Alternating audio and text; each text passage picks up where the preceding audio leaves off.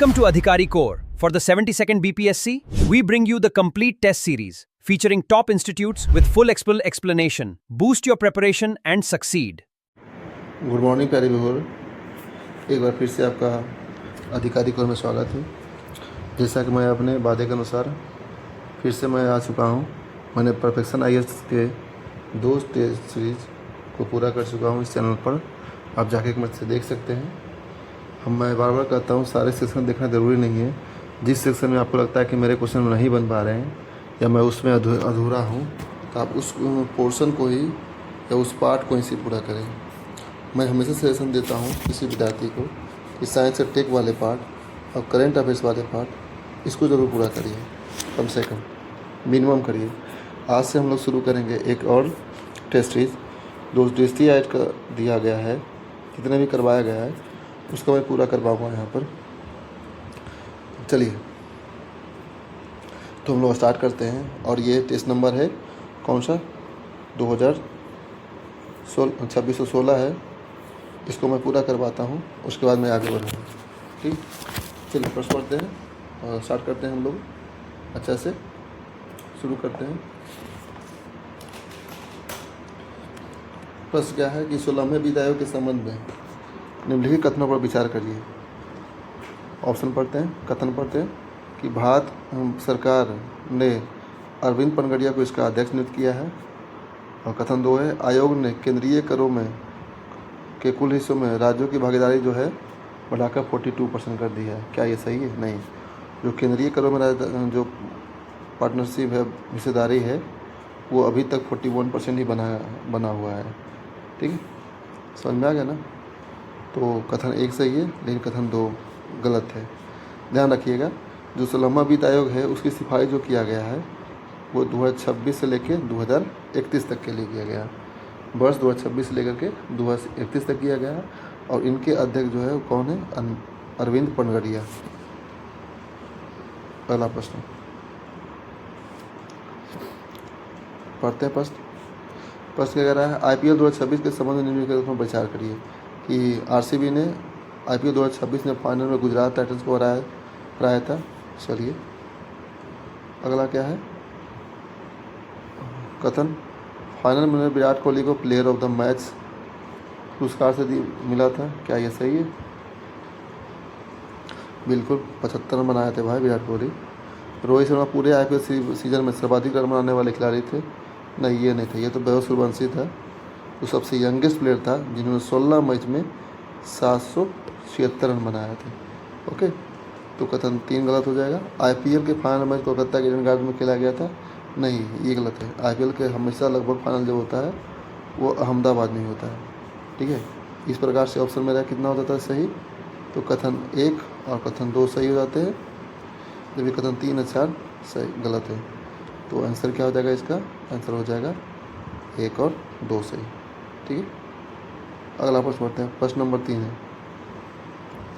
प्रश्न 3 क्या करा है? छत्तीसगढ़ राज्य ने प्रथम रामसर स्थल के रूप में किस स्थल को घोषित किया है? आसन बैराज, सिलीसेड, पटना, कोपरा, किसको? तो छत्तीसगढ़ ने बिलासपुर के कोपरा जलाशय को प्रथम रामसर स्थल के रूप में घोषित किया गया है इसको। ओके, अब आसन बैराज कहाँ है? उत्तराखंड में है। ओके, सिलीसेड जो है राजस्थान में है। और पटना तो जानते हैं यूपी में है। ओके, चलिए अगला प्रश्न पढ़ते हैं। क्वेश्चन नंबर 4 क्या कर रहा है? क्वेश्चन नंबर 4 कह रहा है कि बिहार विधानसभा क्षेत्र 2025 के संबंध में निम्नलिखित कथनों पर विचार करिए। ओके, निर्वाचन के बाद श्री सम्राट सिंह चौधरी बिहार के मुख्यमंत्री बने थे। नहीं, निर्वाचन के बाद बने थे कौन? मुख्यमंत्री नीतीश कुमार। मैथिली ठाकुर निर्वाचन के में सबसे युवा विधायक चुनी गई।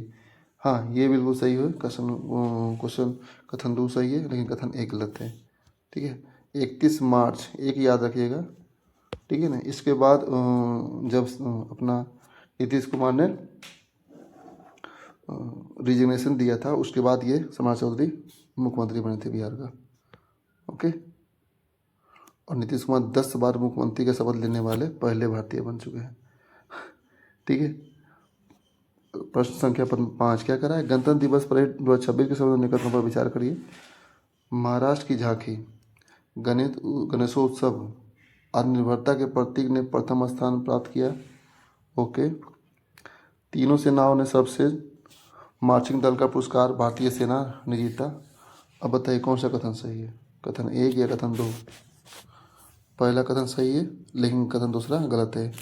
ठीक है। इसमें जो नौसेना था, भारतीय नौसेना, इंडियन नेवी को सर्वश्रेष्ठ मार्चिंग दल का पुरस्कार मिला था, इसलिए कथन 2 गलत है, कथन 1 सही है। Option A is the correct answer हो जाएगा। प्रश्न संख्या 6 क्या है? चलिए अगला प्रश्न पढ़ते हैं हम लोग। Question number 6। क्वेश्चन नंबर 6 क्या कर रहा है? क्वेश्चन नंबर 6 कर रहा है केंद्रीय बजट 2026-27 के संबंध में निम्नलिखित कथनों पर विचार करें। कथन ए, ऑप्शन ए क्या कर रहा है? वर्ष 2026-27 में राजकोषीय घाटा सकल घरेलू उत्पाद का 4.3% था, निर्धारित किया गया था। ये निर्धारित किया गया था, ये लिखा है, था नहीं। बजट में राजस्व घाटे का लक्ष्य सकल घरेलू उत्पाद का 1.4% था। सभी मंत्रालयों में सर्वाधिक आवंटन जल शक्ति मंत्रालय को दिया गया था। ऑप्शन डी क्या कर रहा है? बजट प्रावधानों के अनुसार आयकर अधिनियम 25 जनवरी 2026 से प्रभावी हो गया। ऑप्शन ई प्रयास नहीं किया गया। मैं बार बार कह रहा हूँ विद्यार्थी को, प्रयास नहीं किया गया, फिर भी आपको प्रयास करके ऑप्शन भर देना है। ठीक है, क्योंकि आपके पास अगर ऑप्शन नहीं भरते हैं तो गलत आपके मार्क्स निगेटिव में कट जाएंगे, इसलिए अनिवार्य रूप से आपको ऑप्शन ई भरना ही होगा। चलिए, कथन इसमें 4.3% किया था राजकोषीय घाटा, ये बिल्कुल सही है। और जो राजस्व घाटे का लक्ष्य था वो सकल घरेलू उत्पाद का 1.5% था। कितना था? 1.5%, ना कि 1.4%। ओके, इसलिए कथन एक इसमें सही है। अब सभी मंत्रालयों में सर्वाधिक जल आवंटन जो था, आवंटन जो था धन का, वो हुआ था किसका? तो रक्षा मंत्रालय का 2026-27 बजट में। किसका? रक्षा मंत्रालय का। कितना हुआ था ये? तो 7.85 लाख करोड़। ओके। अब क्या कह रहा है? बजट प्रावधानों के अनुसार आयकर अधिनियम 2025 जनवरी 2026 से प्रभावी होगा। नहीं, यह 1 अप्रैल 2026 पर प्रभावी होगा। 1 अप्रैल 2026 से प्रभावी होगा। ओके, चलिए अगला प्रश्न पढ़ते हैं। प्रश्न संख्या 7 क्या कह रहा है? वर्ष 2026 के फ्रेंच ओपन में पुरुष एकल खिताब किसने जीता था? तो 2026 में पुरुष एकल खिताब जीता था अलेक्जेंडर जेवरेव ने। ओके, जिसने इटली के जो थे, क्या नाम था उनका? Flavio Cobolli. उतना नहीं याद नाम रखना, सिर्फ कोबोली नाम रखना है। कोबोली, जो इटली कोबोली को हराए थे। ओके, फ्रेंच ओपन 2026 किसने जीता है? Alexander Zverev. अगला प्रश्न, प्रश्न संख्या 8 क्या कर रहा है? वर्ड आर्ट्स जी द्वारा para Archer of the year 2025 का खिताब किसने जीता है? तो पैरा आर्चर 2026 का खिताब जो शीतल देवी है, जिनके हाथ दोनों हाथ नहीं है, उनको ये खिताब दिया गया है। ओके, तो ये कहाँ की शीतल देवी है? तो जम्मू एंड कश्मीर केंद्र प्रदेश के। ठीक है, नेक्स्ट प्रश्न। अगला प्रश्न कर रहा है कि विक्रमशिला विश्वविद्यालय के संबंध में निम्नलिखित कथनों पर विचार करिए। ठीक है, बिहार सरकार ने विक्रमशिला विश्वविद्यालय के पुनर्जीवन की घोषणा की है। ओके, कर सकता है, मे भी। ठीक है, विक्रमशिला विश्वविद्यालय की स्थापना राजा धर्मपाल ने किया था। ऑप्शन 2 सही है। अब जहाँ जहाँ ऑप्शन 2 सही है वो या तो ऑप्शन ए सही होगा इसका, या तो ऑप्शन डी सही होगा इसका। ठीक है, एक ये दोनों तो कट गया, क्योंकि ऑप्शन 2 कन्फर्म आपको बताया कि सही है। इस विश्वविद्यालय ने बख्तियार खिलजी ने अपने सैन्य अभियान के दौरान इसको नष्ट कर दिया था। क्या ये सही है? बिल्कुल सही है। अरे भाई, उधर से ही दौड़ते हुए आया नालंदा, पूरब से बढ़ते हुए भागलपुर से 1193 से 1202 के अभियान जो चलाया था, उसी में विक्रमशिला विश्वविद्यालय को भी ध्वस्त किया था बख्तियार खिलजी ने, और नालंदा विश्वविद्यालय को भी ध्वस्त किया था। यानी ऑप्शन 3 भी सही है, ऑप्शन 2 भी सही है, ऑप्शन 1 भी सही है। इसलिए आंसर क्या हो जाएगा? ऑप्शन टी इसका सही हो जाएगा। ओके, क्वेश्चन नंबर 10 पढ़ते हैं। क्वेश्चन नंबर 10 क्या कर रहा है, निम्नलिखित में से बिहार किस व्यक्ति को वर्ष 2026 में श्री सम्मान से नहीं पुरस्कृत किया गया था। बिहार के किस व्यक्ति को, ध्यान रखिएगा कि 2026 में बिहार के 3 व्यक्ति को पद्म श्री से सम्मानित किया गया था। उनमें एक थे श्री भरत सिंह भारती, श्री भरत सिंह भारती है ऑप्शन में दिया हुआ। ओके, ये भोजपुरी के लोकनायक थे। किसके, भोजपुरी लोकनायक थे, ठीक है, जो कि 1962 से आकाशवाणी पटना से जुड़े हुए थे, याद रखना है। क्वेश्चन ऐसे भी कर पूछ सकता है, निम्नलिखित में से किस बिहार के व्यक्ति को पद्मश्री सम्मान से पुरस्कृत किया गया जो आकाशवाणी पटना से 1962 से जुड़े हुए थे। तो आंसर क्या कर दीजिएगा, श्री भगवत भारत सिंह भारती को। नेक्स्ट, श्री विश्वबंधु जिनको मरणोपरांत मिला है। ओके, इनका संबंध भी लोक नृत्य से, लोक नृत्य में कौन सा नृत्य रहेगा, तो डोमचक, डोमचक नृत्य है, ठीक है, जो लुप्त हो चुकी थी, इनको इन्होंने पुनर्जीवित किया, प्रदान किया। अगला कौन थे, तो श्री गोपाल जी त्रिवेदी। श्री गोपाल जी त्रिवेदी जो थे वो विज्ञान और अभियांत्रिकी क्षेत्र में विशेष सेवा और नवाचार के लिए इनको यह सम्मान दिया गया है। तो ठीक है, तो इसका आंसर क्या हो जाएगा, ऑप्शन ए इसका गलत हो जाएगा। शारदा सिन्हा को इस बार नहीं दिया गया। ओके, पद्मश्री से। अगला प्रश्न, प्रश्न क्या कह रहा है, मुख्यमंत्री प्रतिज्ञा योजना के संबंध में निम्नलिखित कथनों पर विचार करिए। कह रहा है क्या, यह योजना मुख्यमंत्री नीतीश कुमार द्वारा प्रारंभ की गई है। इसका मुख्य उद्देश्य युवाओं को प्रतिष्ठित संस्थानों में इंटर्नशिप अवसर और कौशल प्रशिक्षण प्रदान कर उन्हें रोजगार योग्य बनाना है। अब देखिए ऑप्शन ए सही है या नहीं है इसके बारे में पता नहीं है, लेकिन आपको पता है कि मुख्यमंत्री प्रतिज्ञा योजना हो सकता है, तो हो सकता है उसमें युवाओं को लेकर सामने आना हो, तो संभावना है कि ऑप्शन 2 क्या होगा, सही होगा। ओके, और ऑप्शन 3 सही क्या कर रहा है कि इस योजना के अंतर्गत युवाओं को उनकी शैक्षिक योग्यता के आधार पर 4000 से 6000 तक मासिक सहायता प्रदान करने का लक्ष्य भी रखा गया है। क्या यह सही है, अब ये तो पता नहीं है। अब देखिए ऑप्शन 2 किस में सही है, ऑप्शन सभी में 2 है, तो इसमें तुक्का नहीं लग सकता है। इसमें मुख्यमंत्री प्रतिज्ञा योजना के बारे में आपको पता ही होगा तभी होना चाहिए। टिक मार सकते हैं, ऐसा नहीं मार सकते, इसको स्किप कर सकते हैं आप। चलिए, तो इसमें इसका आंसर क्या होगा, इनमें से सभी है, डी दिया। क्या कह रहा है, सीएम प्रतिज्ञा योजना के अनुसार, ठीक है, 4000 से 6000 तक मासिक सहायता प्रदान किया जाएगा, जो कि किस कक्षा से होगा, जो इसको याद रखना कि 12th जो कर लिया होगा ना, ठीक है ना, 12th उत्तीर्ण युवाओं को यहाँ से शुरुआत है, इतना याद रखना कम से कम। कभी कभी क्वेश्चन पूछ देता है कि जो मुख्यमंत्री प्रतिज्ञा योजना है किस क्लास के युवा को दिया जाता है, 9 से 10 तक या 10 से 12 तक या 12th के बाद से। तो इसका आंसर क्या मानना होगा आपको, 12th से लेकर के ग्रेजुएशन या पोस्ट ग्रेजुएशन के व्यक्ति को, ठीक है। जो 12th में रहेगा उसको मिलेगा, जो 12th में रहेगा उसको मिलेगा 4000 रुपया। जो ग्रेजुएशन जो डिप्लोमा किया रहेगा, ठीक है ना, अलग अलग क्षेत्रों में, उसको 5000 रुपया। और जो ग्रेजुएट हो रहेगा या पोस्ट ग्रेजुएट रहेगा उसके लिए 6000 रुपया, ठीक है, प्रतिमाह दिया जाएगा उसको। अगला प्रश्न, अगला प्रश्न क्या करा है, सॉरी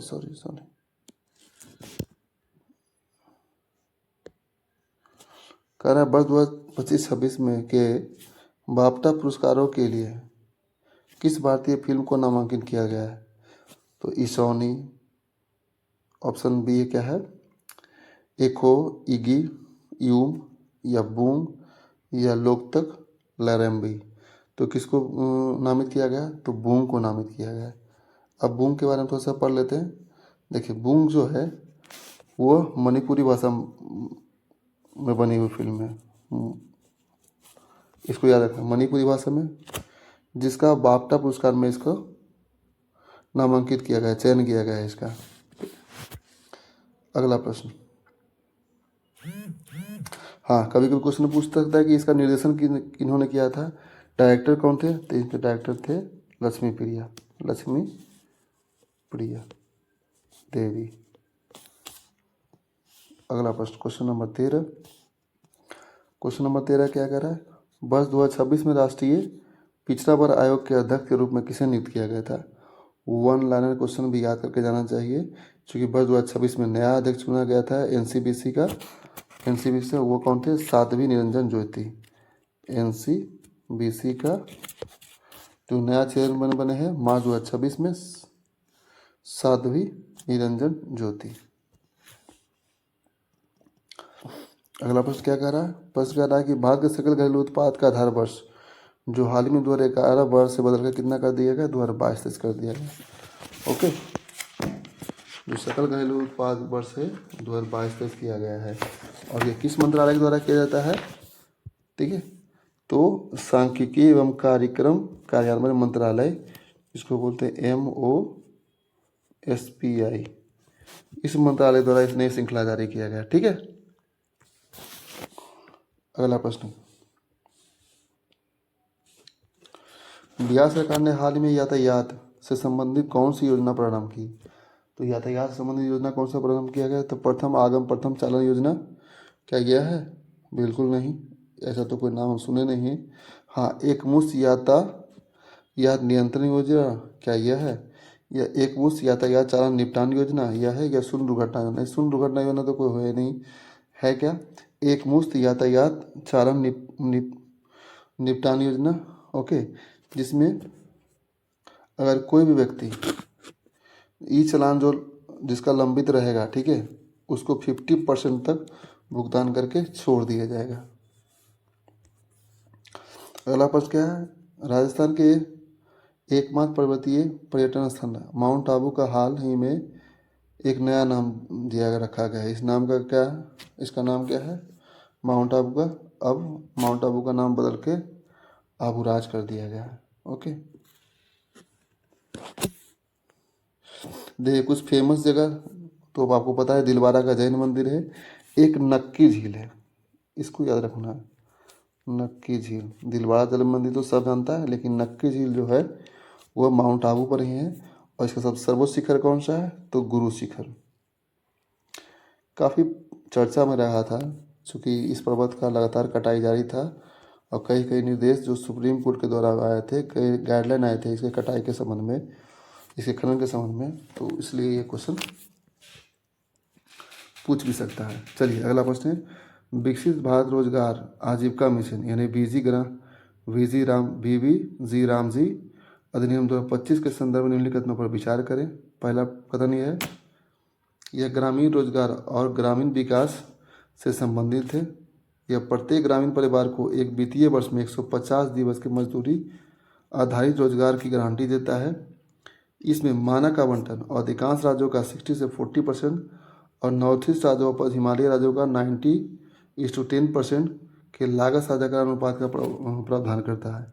तो कौन सा कथन सही है बताइए आप? कथन 1 और कथन 3 सही है। ओके, जबकि कथन 2 बिल्कुल ही गलत है। इसके अनुसार टोटल 125 दिन, साल भर में 125 दिन मजदूरों के लिए कार्य दिवस उपलब्ध कराने की घोषणा की गई है। अब देखो, है तो कुछ नहीं, वह मनरेगा का ही नया रूप है, VVG रामजी। मनरेगा की जगह पर इसका नाम सिर्फ चेंज कर दिया गया, बाकी सारा चीज़ लगभग वही है। खाली जो पहले 100 दिन था गारंटी मनरेगा में, अब उसको करके 125 दिन है। अरे भैया 100 दिन तो उपलब्ध करवा दो सही से, वही काफ़ी है। IIT पटना में स्थापित प्रथम सुपर कंप्यूटर का नाम क्या है? तोता की तरह रट जाना है कि परम रुद्र जो नाम का सुपर कंप्यूटर है पटना IIT में स्थापित प्रथम सुपर कंप्यूटर है।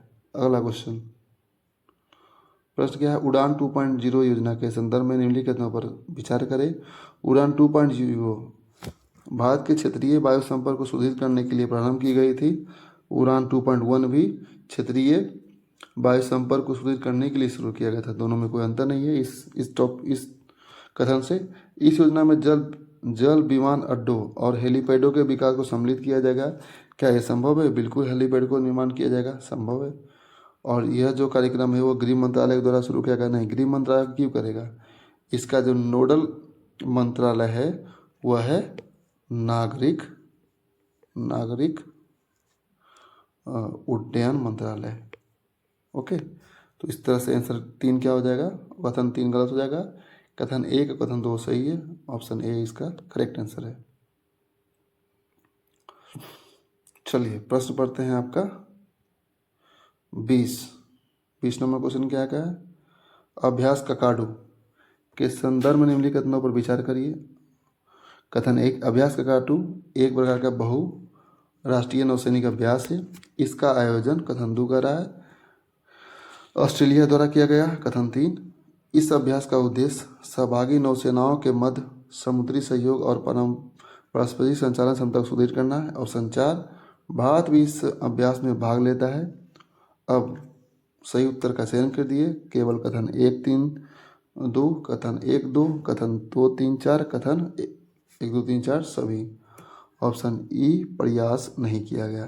तो बताइए कौन सा होगा, इसके सारे कथन सही है। ओके,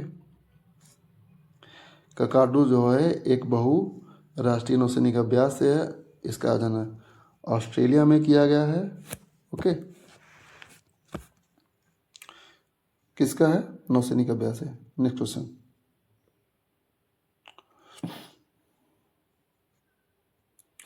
प्रश्न कर रहा है भारत यूरोपीय संघ मुक्त व्यापार समझौता एफटीए के संदर्भ में निम्नलिखित कथनों पर विचार करिए। इसका उद्देश्य भारत और यूरोपीय संघ के बीच व्यापार और निवेश को प्रोत्साहित करना है। हाँ भाई, कोई भी ट्रेड एफटीए होगा तो स्वाभाविक है दोनों का व्यापार को प्रोत्साहित करना होगा। यूरोपीय संघ भारत के मुख्य व्यापारिक भागीदारों में से एक है। हाँ बिल्कुल एक है, ये भी कथन सही है। प्रस्तावित कृषि समझौता केवल कृषि उत्पादों तक ही सीमित है। क्या ऐसा हो सकता है फ्री ट्रेड एग्रीमेंट की केवल कृषि, देखिए केवल वर्ड जब भी मिले वहाँ आपको डाउट करना है, रुक जाना है, केवल या अन्यथा कुछ भी इस तरह का शब्द है। तो कथन 3 गलत है, बाकी सब सही है। तो ऑप्शन इसका ए इसका करेक्ट हो जाएगा आंसर। प्रश्न 22 क्या कर रहा है, बिहार बजट 2026-27 के संदर्भ में निम्नलिखित कथनों पर विचार करिए। कथन 1 या ऑप्शन 1, कुल बजटीय परिव्यय 3.47 लाख करोड़ से अधिक था। हाँ ये बिल्कुल सही है। जितना भी बिहार का बजट था 2026-27 में हुआ था कितना, 3,47,589.76। एकदम यहाँ तक रटना है ये चीज़ कि 3,47,589.76 करोड़ रुपया का बजट इस बार जारी किया गया है, जो कि पिछले बजट से लगभग 30,694 करोड़ रुपया अधिक है। ओके, तो कथन 1 सही है। बजट में आए 10 नए दूरगामी मार्गों की घोषणा की गई है। नहीं, ये कथन सही नहीं है।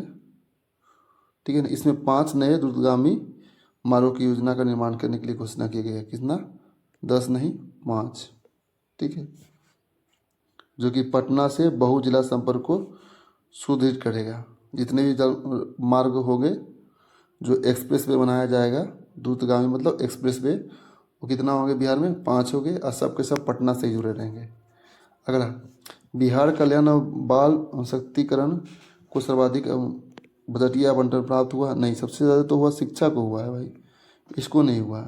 तो कथन ये भी गलत हो जाएगा। देखिए, शिक्षा को जो बजट आवंटित हुआ है वो कुल मिलाकर हुआ है 68,216 करोड़ रुपया। याद रखना 68,216 करोड़ रुपया, जो कि राज्य के कुल बजट का लगभग 20% है। ओके, 5 किसानों को अब जननायक कर्पूरी ठाकुर किसान सम्मान निधि के तहत 6,000 रुपये दिए जाएंगे। नहीं, 6,000 तो पहले था, ये था, अब 6,000 से बढ़ा के कर दिया है कितना, 9,000 रुपया। काफ़ी अच्छा कुछ प्रश्न है। ओके, इसलिए आंसर इसका क्या हो जाएगा, सही।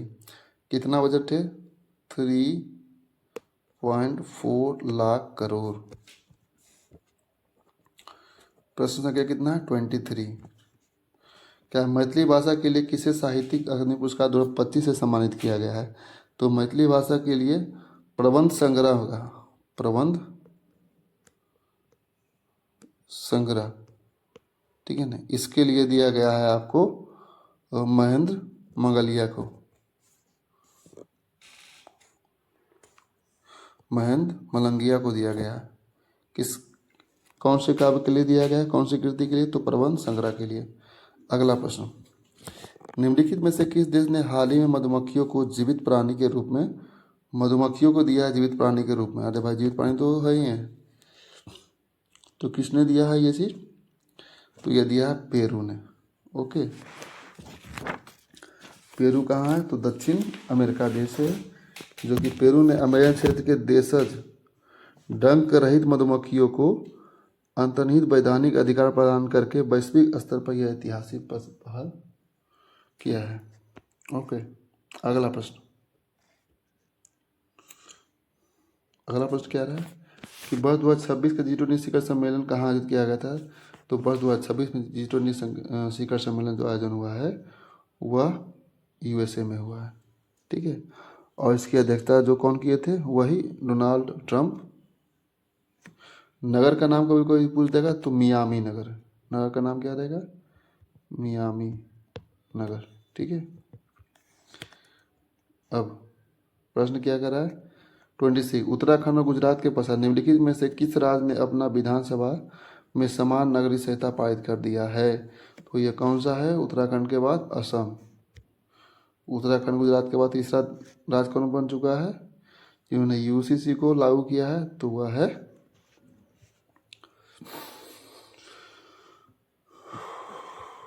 असम। चलिए क्वेश्चन नंबर 27, राजगीर में आयोजित 16वीं हॉकी इंडिया सब जूनियर पुरुष राष्ट्रीय चैंपियनशिप 2026 में किस राज्य ने स्वर्ण पदक जीता है? प्रश्न फिर से पढ़ते हैं। प्रश्न कह रहा है कि राजगीर में आयोजित 16वीं हॉकी इंडिया सब जूनियर पुरुष राष्ट्रीय चैंपियनशिप 2026 में किस राज्य ने स्वर्ण पदक जीता है? तो यह राज्य था कौन? उत्तर प्रदेश। ओके,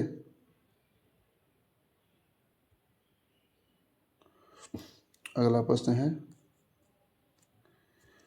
रक्षा अनुसंधान और विकास संगठन ने हाल ही में बिहार के किस शहर में स्वदेशी रक्षा प्रौद्योगिकी के विशाल प्रदर्शनी आयोजित किया है? बहुत जबरदस्त क्वेश्चन है कि रक्षा अनुसंधान एवं विकास संगठन DRDO ने हाल ही में बिहार के किस शहर में स्वदेशी रक्षा प्रौद्योगिकियों का विशाल प्रदर्शनी आयोजित किया है? तो मोतिहारी में।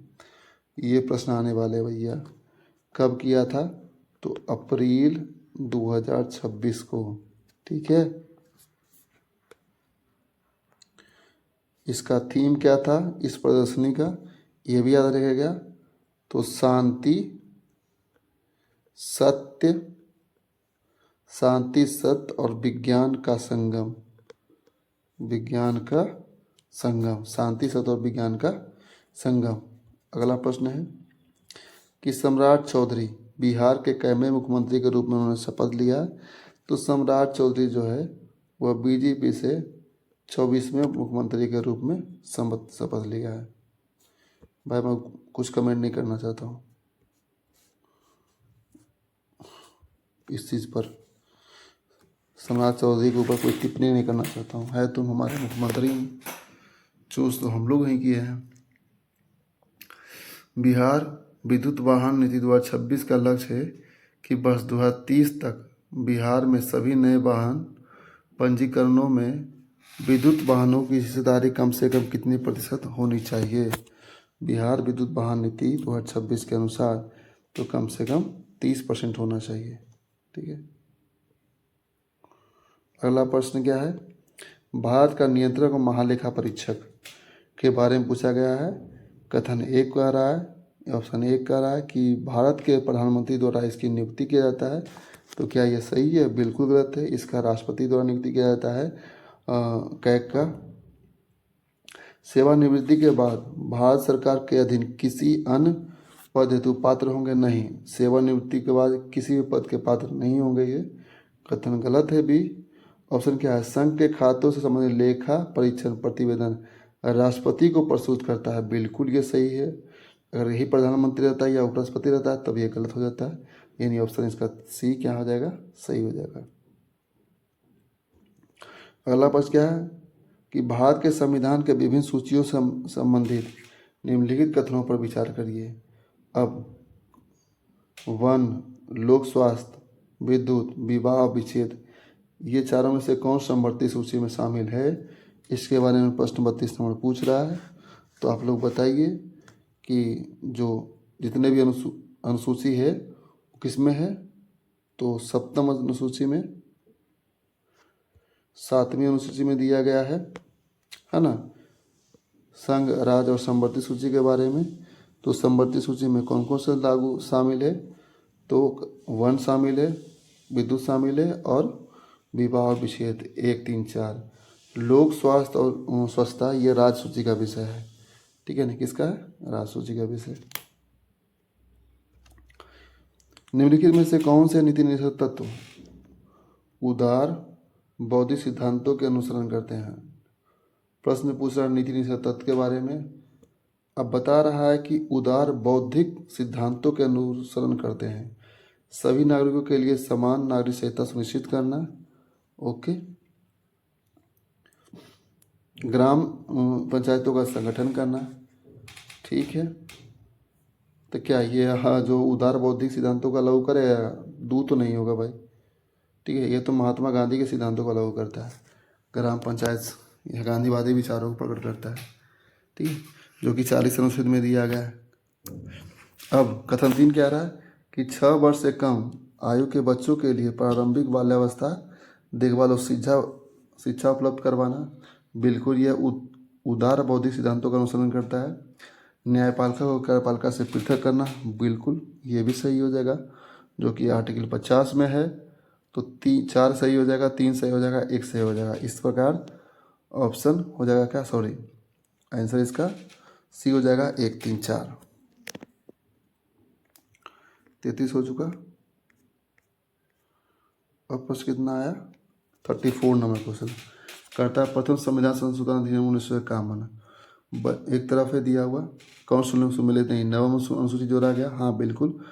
प्रथम संविधान संशोधन अधिनियम में ही नवमा अनुसूची जोड़ी गई थी, यह सही है, ओके। दूसरा क्या विकल्प है कि 42वां संविधान संशोधन अधिनियम के द्वारा उद्देश्य में समाजवादी अखंडता सब जोड़े गए थे, सही है ये भी कथन करा है। 44वां संविधान संशोधन अधिनियम 1978 के द्वारा संपत्ति के अधिकार को मूल अधिकार बनाया गया। अरे भाई इसको तो हटा दिया गया था, संपत्ति का अधिकार तो पहले मूल अधिकार था ही था, अब इसको विधिक अधिकार बनाया गया और अनुच्छेद 300 के ए में जोड़ा गया है इसको। यह एक संवैधानिक अधिकार या वैधानिक अधिकार बनकर रह गया है, ओके। यानी ऑप्शन 34 का सी सही है। 35 नंबर क्वेश्चन क्या कर रहा है? राज्य विधानमंडल के संबंध में निम्नलिखित कथनों पर विचार करें। किसी राज्य की विधान परिषद का गठन या उन्मूलन संसद द्वारा किया जा सकता है यदि उस राज्य का विधानमंडल इस संबंध में एक प्रस्ताव पारित करती है, ओके। धन विधेयक को पारित होने में विधान परिषद को विधान सभा के समान शक्ति नहीं। धन विधेयक पारित करने में क्या सही है? ये दोनों को दिया जाता है सेम शक्ति? नहीं, ऐसा नहीं है। इसमें विधानसभा जो होता है या लोकसभा जो होता है उसके पास ज़्यादा शक्तियाँ होती है। अगर केंद्र के बारे में हुआ तो लोकसभा के पास धन विधेयक को बनाने की शक्ति ज़्यादा मिलती है, ठीक है। यानी कथन 2 क्या हो जाएगा? गलत हो जाएगा। अब कथन 1 फिर से पढ़ते हैं। किसी राज्य की विधान परिषद का गठन या उन्मूलन संसद द्वारा किया जाता है, बिल्कुल संसद द्वारा किया जाता है, और ये बताया गया है आर्टिकल 169 में, ठीक है। तो आंसर इसका 1 सही हो जाएगा, केवल 1। अगला प्रश्न है, क्या कर रहा है? संसद की कार्यवाही के संबंध में निम्नलिखित कथनों में से कौन सा कथन सत्य है? सत्य कथन चूज करना है संसद की कार्यवाही के संबंध में। करा संसद में कार्य केवल हिंदी में ही संपादित होता है, किया जाएगा। हम पहले भी बार बार बोलते हैं कि जब भी शब्द आ जाए केवल, तो वहाँ डाउट कर देना उस प्रश्न पर या उस थीम पर, ओके, या उस चीज़ पर। भारत के महान्यायवादी को संसद में अभिव्यक्ति का अधिकार है किंतु मतदान के अधिकार नहीं है, बिल्कुल सही है। अभिव्यक्ति की स्वतंत्रता तो है लेकिन मतदान के अधिकार की स्वतंत्रता इनको नहीं है, इसलिए ऑप्शन क्या हो जाएगा यहाँ पर? बी सही हो जाएगा, और पढ़ लें क्या? सारा पढ़ ले, ऑप्शन पढ़ लेते हैं। कह रहा है क्या? संसद सामान्य कार्रवाई के दौरान उच्च न्यायालय के किसी न्यायाधीश के आचरण पर स्वतंत्र रूप से चर्चा कर सकते हैं, नहीं कर सकते स्वतंत्र रूप से चर्चा। ओके, चर्चा नहीं की जाती है जब तक कि न्यायाधीश को पद से हटाने के लिए कोई प्रस्ताव नहीं लाया जाता है, तब तक हाई कोर्ट के न्यायाधीश के बारे में, उनके आचरण के बारे में संसद में कोई भी चर्चा नहीं हो सकती है। ओके, चलिए अगला प्रश्न पढ़ते हैं। क्वेश्चन नंबर 37 का रहा है कि संविधान, भारत का संविधान मूल कर्तव्य का प्रदान करता है। मूल कर्तव्य के संबंध में निम्नलिखित कथनों पर विचार करिए। यह नागरिक को स्मरण कराते हैं कि लोकतांत्रिक व्यवस्था के अधिकार और कर्तव्य समान रूप से महत्वपूर्ण है। बिल्कुल ये कथन सही है। ये नागरिक को याद दिलाते हैं, मूल कर्तव्य, कि लोकतांत्रिक व्यवस्था में अधिकार और कर्तव्य समान रूप से महत्वपूर्ण है। अगर आपको अधिकार मिला है तो उस अधिकार का निर्वहन करने के लिए कुछ कर्तव्य भी है जिसमें आपको बंधे रहना है। ठीक है, यह न्यायालयों द्वारा किसी प्रकार के प्रत्यक्ष रूप से परिवर्तनीय है, जैसे कि मूल अधिकार नहीं। यह न्यायालय द्वारा अपरिवर्तनीय होते हैं। भारतीय संविधान राष्ट्रीय ध्वज और राष्ट्रगान के प्रति सम्मान को प्रोत्साहित करते हैं। क्या कर रहा है? ये संविधान राष्ट्रीय ध्वज और राष्ट्रीय गान के प्रति सम्मान को प्रोत्साहित करते हैं। हाँ, ये तो सही है, कथन 2 भी तो सही है, 3 भी तो सही है, बिल्कुल सही है। अच्छा, ऑप्शन दिया है बहुत सारे क्वेश्चन इसमें, सॉरी ऑप्शन दिया हुआ है, देख लीजिए 1 2 2 4 1 2 3 और 1 3 4। ठीक है, तो ऑप्शन 2 तो गलत हो जाता है इसमें, ऑप्शन 1 सही है, ऑप्शन 3 सही है। संविधान के 40वें संविधान संशोधन अधिनियम 1978 के द्वारा मूल कर्तव्यों को जोड़ा गया नहीं। यह 42वें संविधान संशोधन 1976 में जोड़ा गया, यानी कथन 4 भी गलत है। तो इसका आंसर क्या हो जाएगा? कथन 1 और कथन 3, यानी आंसर ए सही है। अगला प्रश्न पढ़ते हैं। क्वेश्चन नंबर 38 क्या कह रहा है? निम्नलिखित में से कौन भारत के निर्वाचक आयुक्तों की सेवा की शर्तों और पदावधि का निर्धारण करता है? क्या कर रहा है प्रश्न?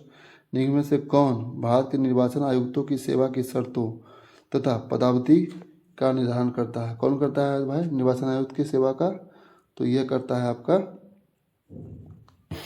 भारत के राष्ट्रपति या मंत्रिपरिषद या संसद द्वारा निर्मित विधि या केंद्रीय मंत्रिमंडल। तो आपको पता है कि संसद द्वारा जो निर्मित विधि है उसके द्वारा।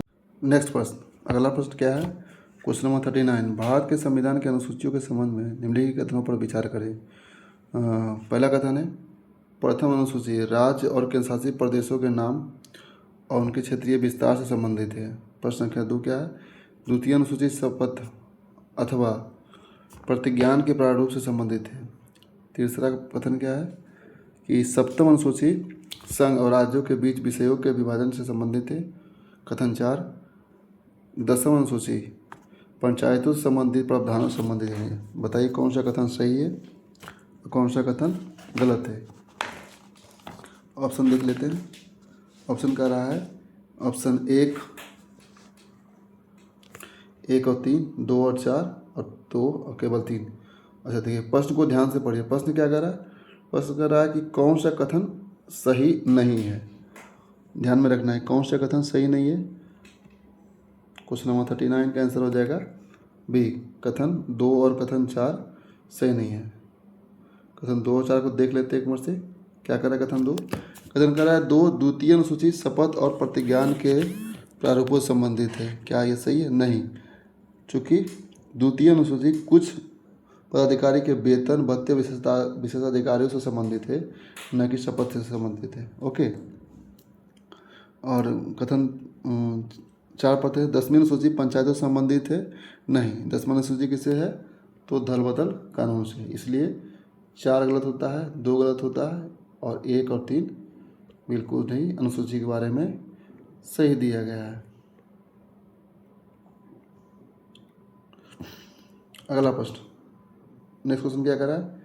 किसी राज्य में पंचायतों के चुनाव कराने के अधिकार किससे प्राप्त होता है? तो किसी भी राज्य में पंचायत चुनाव कराएगा कौन? तो राज्य का निर्वाचन आयोग करवाएगा।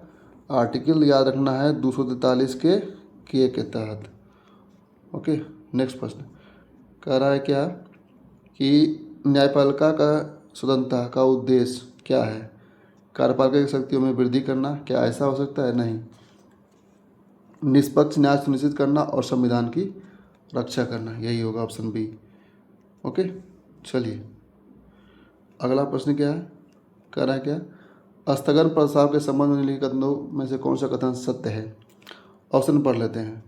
इसका उपयोग संसद में एक साधारण विधेयक प्रस्तुत करने के लिए किया जाता है। क्या स्थगन प्रस्ताव इसलिए किया जाता है कि उसके बाद एक साधारण विधेयक प्रस्तुत किया जा सके? हाँ, ऐसा नहीं है। इसे निश्चित एवं तत्कालिक लोक महत्व के विषय की ओर ध्यान आकर्षित करने हेतु प्रस्ताव पेश किया जाता है। बिल्कुल सही है कि जब भी कोई ऐसा इम्पोर्टेंस इशू आ जाता है, ठीक है, जो कि लोक महत्व के लिए महत्वपूर्ण है, उस समय स्थगन प्रस्ताव पेश किया जाता है। ठीक है, और याद रखना स्थगन प्रस्ताव केवल और केवल लोकसभा में होगा। ठीक है ना, लोकसभा में पेश होगा, न कि राज्यसभा में। ठीक है, और इसको प्रस्तुत करने के लिए जो लोकसभा अध्यक्ष होते हैं उनकी अनुमति आवश्यक है। ज़्यादा मैं डिटेल में नहीं जाना चाहता हूँ क्योंकि समय काफ़ी ज़्यादा लग रहा है, जिससे वीडियो काफ़ी विस्तृत हो जाता है। निम्नलिखित में से कौन सा विषय भारत के सर्वोच्च न्यायालय के मूल अधिकार के अंतर्गत आता है? दो निजी नागरिकों के बीच विवाद को क्या सर्वोच्च न्यायालय करेगा? अरे भैया कहा है इतना बात, उसके पास फुर्सत है। जिला न्यायालयों के निर्णयों के विरुद्ध अपील, भारत सरकार और एक या एक से अधिक राज्यों के बीच विवाद। हाँ बिल्कुल, ऑप्शन सी है इसका सही आंसर है। अगला प्रश्न, भागलपुर में नमक सत्याग्रह का नेतृत्व किसने किया था? तो नमक सत्याग्रह का नेतृत्व भागलपुर में किसने किया था? तो महादेवलाल सराफ है क्या? बिल्कुल है। कब? 1930 में। ओके, भागलपुर में हुआ था। और यहीं पर खादी के उपयोग चौकीदारी करके भुगतान करने से यहाँ की जनता मना कर दिए थे, इनके कहने पर ही। बिहार में सर्च लाइट समाचार पत्र के संपादक कौन थे? तो सर्च लाइट संपादक कौन थे? ये तो मुरली मोहन प्रसाद बिहार में के सर्च लाइट समाचार पत्र से उसके संपादक के रूप में जुड़े हुए थे। ओके, अगला प्रश्न क्या है? प्रश्न नंबर 46 कह रहा है कि किस केंद्रीय बजट में वित्त मंत्री ने उदारीकृत विनियमन दर प्रबंधन प्रणाली की घोषणा की थी? तो याद रखना, ये उदारीकृत जो LPG का आया था रिफॉर्म वो 1992-93 में हुआ था। किसने लाया था ये? तो मनमोहन सिंह देसाई के द्वारा केंद्रीय बजट 1992 से 1993 के। अगला प्रश्न क्या है? भारत के पंचवर्षीय योजना में आर्थिक नियोजन में के प्रमुख उद्देश्य निम्नलिखित में से कौन सा है? जो पंचवर्षीय योजना है उसका मेन इंपॉर्टेंस क्या है? तो उसका मेन इंपॉर्टेंस क्या है? आधुनिकता को बढ़ावा देना, बिल्कुल हो सकता है। आर्थिक समृद्धि, ये भी हो सकता है। आत्मनिर्भरता, बिल्कुल। असमानताओं में कमी, ये भी हो सकता है। ऑप्शन डी इसका क्या हो जाएगा? सही है। चारों भारत की पंचवर्षीय योजना के बारे में सही है। अगला प्रश्न क्या है? कह रहा उपभोक्ता मूल्य सूचकांक यानी CPI के संदर्भ में निम्नलिखित कथनों पर विचार करिए। कथन 1 है उपभोक्ता मूल्य सूचकांक भारत में खुदरा मुद्रास्फीति के प्राथमिक मापक है। क्या यह सही है? हाँ बिल्कुल सही है। भारत में उपभोक्ता मूल्य सूचकांक जो है वो खुदरा मुद्रास्फीति का प्राथमिक मापक है। ठीक है, यह वस्तुओं और सेवाओं के लिए उपभोक्ता द्वारा चुकाए जाने वाली कीमतों में परिवर्तन को दर्शाता है। अगला क्वेश्चन क्या है? उपभोक्ता मूल्य सूचकांक परिवारों द्वारा उपभोग की जाने वाली वस्तुओं और सेवाओं की कीमतों में परिवर्तन का आकलन करता है। अभी मैंने बताया था कि यह कीमतों में परिवर्तन को दर्शाता है। ठीक है, तो ऑप्शन कथन 2 भी सही हो जाएगा, कथन 1 सही हो गया, 2 कथन सही हो गया। चलो नेक्स्ट क्वेश्चन। तो ऑप्शन बी तो इसका कैंसिल हो जाएगा, बी इसका आंसर होगा नहीं। भारतीय रिजर्व बैंक मुद्रास्फीति स्थानिक लक्ष्यीकरण ढांचे के अंतर्गत मौद्रिक नीति निर्माण के लिए उपभोक्ता मूल्य सूचकांक का उपयोग करता है। क्या RBI उपभोक्ता मूल्य सूचकांक का उपयोग करता है इन्फ्लेशन को टारगेट करने के लिए? हाँ बिल्कुल सही है। और इसका आधार वर्ष चेंज हो गया 2022 से 23 हो गया, जो 2011 से 12 था। ओके। अगला कथन, उपभोक्ता मूल्य सूचकांक की टोकरी में संशोधन की आवश्यकता नहीं होती है क्योंकि समय के साथ परिवारों के उपभोग प्रतिरूप स्थिर बने रहते हैं। क्या ये कथन सही हो सकता है? नहीं, बिल्कुल ये चेंज होते रहता है। ठीक है, क्योंकि आय में वृद्धि, तकनीकी परिवर्तन, शहरीकरण, जीवन शैली में परिवर्तन के कारण परिवार के उपभोग के स्वरूप बदलते रहते हैं। तो ये टोकरी के में संशोधन भी होता रहता है। कौन सा इसको बाहर किया जाए, किसको इन किया जाए। अगला प्रश्न क्या है, आर्थिक पूंजी रूपरेखा पर विमल जलान समिति का गठन किसके द्वारा किया गया था? तो ये किसके द्वारा किया जाएगा? एक ही होंगे, आरबीआई। कब किया गया था? तो 2018 में। इसका मुख्य उद्देश्य था आरबीआई की आर्थिक पूंजी रूपरेखा का पुनरावलोकन करना। इसने यह परीक्षण किया कि भारतीय रिजर्व बैंक को कितनी पूंजी आरक्षित रखनी चाहिए और कितना अधिशेष सुरक्षित रूप से भारत सरकार को अंतरित किया जा सकता है। अगला क्वेश्चन भाई, इसी कमेटी के बाद तो ये आवाज़ उठने लगी कि हाँ आरबीआई से पैसा मांगता है केंद्र सरकार तो नहीं देती है आरबीआई। अगला क्वेश्चन क्या है कि भारत के उर्वरक आयात के संबंध में निम्नलिखित कथनों पर विचार करें। क्या करा है? भारत विश्व के सबसे बड़े, बहुत बेहतरीन क्वेश्चन है ये। ओके, लोग इससे अनजान रहते हैं लेकिन बहुत बेहतरीन क्वेश्चन है। कह रहा है भारत विश्व के सबसे बड़े उर्वरक आयातकों में से एक है। वैश्विक स्तर पर उर्वरक की बढ़ती कीमतें भारत के उर्वरक अनुदान भार को बढ़ाती है। क्या यह सही है? बिल्कुल बढ़ाती है।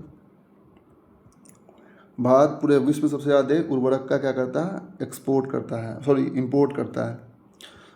पश्चिमी एशिया युद्ध से पूर्व भारत की यूरिया आयात खाड़ी देशों की महत्वपूर्ण हिस्सेदारी थी। हाँ, बिल्कुल सही है। पश्चिमी एशिया युद्ध से पूर्व ओमान, कतर, सऊदी अरबिया, संयुक्त अरब अमीरात, बहरीन जैसे खाड़ी देशों की भारत की यूरिया आयात में प्रमुख हिस्सेदारी थी। ठीक है, प्राकृतिक गैस संसाधन और उर्वरक उत्पादन क्षमता के कारण ये देश भारत के लिए काफ़ी महत्वपूर्ण होते हैं। ऑप्शन 4 पढ़ते हैं, भारत केवल चीन से उर्वरकों का आयात करता है। गलत है भाई, रसिया से तो भर के आयात करता है यूरिया का भी। ठीक है, तो कथन क्या हो जाएगा? 1 सही है, 2 सही है, 3 सही है, जबकि 4 क्या है? गलत है। प्रश्न संख्या 51 पढ़ते हैं, निम्नलिखित में से किनके चालू खाते के घाटे और अथवा चालू खाते के अधिशेष की गणना करते समय ध्यान रखा जाए। मतलब कौन सा ऐसा चीज़ है जिनको करंट अकाउंट डिफिसिट और करंट अकाउंट सरप्लस को की गणना को करते समय ध्यान में रखना होता है। क्वेश्चन, ये भी क्वेश्चन बहुत अच्छा है कि करंट अकाउंट डिफिसिट के कौन कौन से एलिमेंट है और करंट अकाउंट सरप्लस के कौन कौन से एलिमेंट है, इसको ध्यान देना आवश्यक है। ऑप्शन पढ़ते हैं, वस्तुओं के व्यापार, रेमिटेंसेस और प्रत्यक्ष विदेश निवेश का अंतःप्रवाह और सेवाओं का निर्यात। बताइए कौन कौन सा है? तो याद रखना है कि इनमें जो कथन पहला है बिल्कुल सही है, दूसरा बिल्कुल सही है, लेकिन ये 3 गलत है। प्रत्यक्ष विदेश निवेश का अंतःप्रवाह ये गणना नहीं किया जाता है इसके लिए। ओके, और कथन 4 बिल्कुल ही सही है। आंसर क्या हो जाएगा? 1, 2, 4। इसको एक्सप्लेन कर देते हैं हम। जैसे कि चालू खाता भुगतान संतुलन का एक भाग है। यह किसी भी देश के निवासियों एवं शेष विश्व के बीच वस्तु, सेवा, आय और अंतरणों से संबंधित लेन देन का अभिलेखन करता है। ओके, तो अब इसमें कह रहा है क्या कि वस्तुओं का व्यापार चालू खाते में शामिल होता है। यदि वस्तु का व्यापार आयात या वस्तुओं के निर्यात से अधिक होता है तो इसे चालू खाते पर दबाव बढ़ता है। रेमिटेंसेस तो होते ही हैं और प्रत्यक्ष विदेश निवेश का अंतःप्रवाह चालू खाते का भाग नहीं होता है, क्योंकि प्रत्यक्ष विदेश निवेश को भुगतान संतुलन के पूंजी या वित्तीय खाते में शामिल किया जाता है। ओके, यह निवेश प्रवाह को प्रदर्शित करता है, न कि चालू आय या व्यापारिक लेन देन को। अगला प्रश्न 52 क्या कह रहा है? विशेष अतिरिक्त उत्पाद शुल्क भारत सरकार द्वारा निम्नलिखित में से किस उत्पाद पर लगाया जाता है? तो यह लगाया जाता है पेट्रोलियम पर। ओके, अगला प्रश्न क्या है?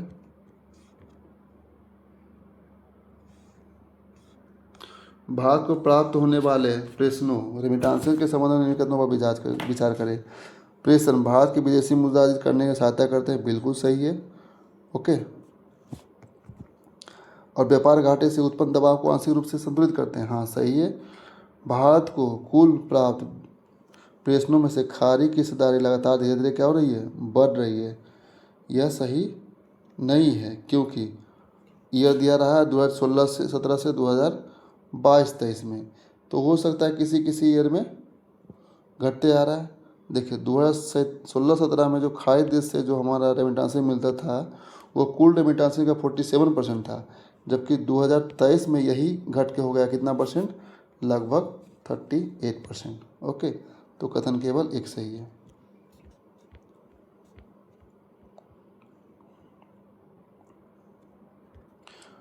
फिफ्टी 54 नंबर, भारत में स्वर्ण आयात के संबंध में निम्नलिखित कथनों पर विचार करें।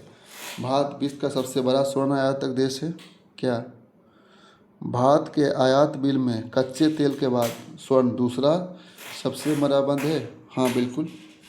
देखिए, भारत विश्व का सबसे बड़ा स्वर्ण आयातक नहीं है, बल्कि भारत स्वर्ण का दूसरा बड़ा आयातक देश है। 2025-26 में भारत ने लगभग 72 अरब अमेरिकी डॉलर का कुल स्वर्ण आयात किया था, जो पिछले वर्ष की तुलना में 24% अधिक है। ये किस वर्ष है? तो 2025 से 26 में है। ओके, और दूसरा कथन क्या है? भारत के आयात बिल में कच्चे तेल के बाद स्वर्ण का दूसरा भाग है, बिल्कुल सही है। देखिए 2025-26 के बता रहे हैं हम लोग, वर्ष क्या है? 2025-26 में। ओके, जो स्वर्ण का आयात था वो कितना बताया था? लगभग 71.97 अरब, लगभग 72 अरब अमेरिकी डॉलर। इसमें गोल्ड का योगदान था, सॉरी, हाँ बिल्कुल बिल्कुल सही है। चलिए अगला प्रश्न क्या करें? पूर्वानुमान बाजार यानी प्रिडिक्शन मार्केट क्या है? तो प्रिडिक्शन मार्केट जो होता है एक ऐसा मंच जहां उपभोक्ता वास्तविक विश्व की घटनाओं का परिणाम के आधार पर अनुबंधों का व्यापार करता है। ऑप्शन ए इसका करेक्ट है। आगे बढ़ते हैं हम लोग। कला निम्नलिखित में से कितने जिले बिहार की राजधानी पटना जिले के सीमावर्ती है? तो कितने जिला है? ये तो क्वेश्चन पहले से पूछा गया है। कुल 9 जिला है। 9 जिला में अरवल, जहानाबाद, नालंदा, लखीसराय, बेगूसराय, समस्तीपुर, वैशाली, सारण और भोजपुर। गंगा के उस तरफ, गंगा के इस तरफ, दोनों को देख लीजिए। कुल मिला के 9 जिला है जो बिहार के पटना को घेरे हुए हैं। बिहार के किस जिले में साक्षरता दर सर्वाधिक है? तो सबसे अधिक है कहाँ? रोहतास में है। रोहतास में साक्षरता दर से कितना है? 73.37%। और जिसमें पुरुष का साक्षरता दर लगभग 82.88% और महिला का साक्षरता दर 62.97% है। ध्यान रखिए, पूर्णिया में बिहार की न्यूनतम साक्षरता दर वाला जिला है। ओके, और यहाँ पुरुष साक्षरता दर भी कहाँ है? पूर्णिया में सबसे कम है। बिहार के किस जिले में अनुसूचित जाति की जनसंख्या न्यूनतम है? बताइए तो। सबसे कम अनुसूचित जाति कहाँ है? एससी सबसे कम कहाँ है? तो ध्यान रखिएगा, जहाँ पर पहाड़ी इलाका रहेगा वहाँ सबसे कम रहेगा, या फिर जो बहुत छोटा सा क्षेत्र है। तो इस ऑप्शन के अनुसार गया, किशनगंज, शिवहर और पश्चिम चंपारण। आंसर इसका क्या हो जाएगा? शिवहर। अनुसूचित जाति की जनसंख्या बिहार में कुल कितना है? बताइए तो। 15.9%। ओके, अगला प्रश्न करा, बिहार के प्रमुख रूप से किस प्रकार के वन पाए जाते हैं? बिहार में कौन सा वन पाया जाएगा भाई? तो बिहार का कंडीशन है ऐसा कि मुख्यतः यहाँ पर्णपाती वनों की प्रमुखता है। ओके, तो पर्णपाती वन कहाँ? यह है। ओके, जहाँ स्पष्ट शुष्क ऋतु होती है तथा ऐसे वनों के वृक्ष जल संरक्षण हेतु अपनी पत्तियों को क्या करती है, गिरा देती है। पर्णपाती वन के पत्ती पौधे अपने पत्तियों को गिराती है। पुनपुन नदी का उद्गम स्थान कहाँ है, तो पुनपुन नदी कहाँ से निकलती है, छोटा नागपुर के पठार से। चलिए, पत्थरकट्टी पाषाण शिल्प, अभी जीआई टैग मिला है इसको, पत्थरकट्टी पाषाण शिल्प को। जल्दी से बताइए इसका आंसर क्या होगा, कहाँ का है ये नक्काशी, तो यह है आपका गया का। इसको जीआई टैग भी मिल चुका है। मिथिला मखाना को भौगोलिक रूप जीआई टैग कब प्रदान किया गया था, कुछ ध्यान है, पढ़ते तो बहुत बार है।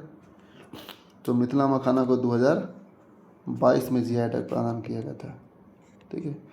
बिहार में राज्यसभा में कितनी सीटें हैं, तो बिहार से राज्यसभा में कुल सीटों की संख्या 16 है और पश्चिम बंगाल की भी इतनी है। नेक्स्ट क्वेश्चन क्या है, बिहार की पहली महिला राज्यपाल पूछ रही है। तो बिहार की प्रथम महिला राज्यपाल कौन थी, बताइए, राम दुलारी सिन्हा। कहाँ है राम दुलारी सिन्हा, यह है। कब थी यह, तो 1988 से 90 के बीच में उन्होंने राज्यपाल के रूप में कार्य किया। ओके।